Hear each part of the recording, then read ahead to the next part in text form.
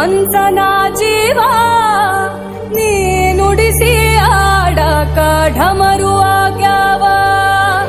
ಯಾಕ ಶಿವಲಿಂಗ ನಡೆಸುತ್ತಿ ಹಿಂಗ, ಏನೇನೂ ಇಲ್ಲಯ್ಯ ನಮ್ಮ ಕೈಯಾಗ. ಎಡವಿಸಿ ತಾಳ ಉರುಳಿಸಿ ದಾಳ ನಡೆಸಿದಿ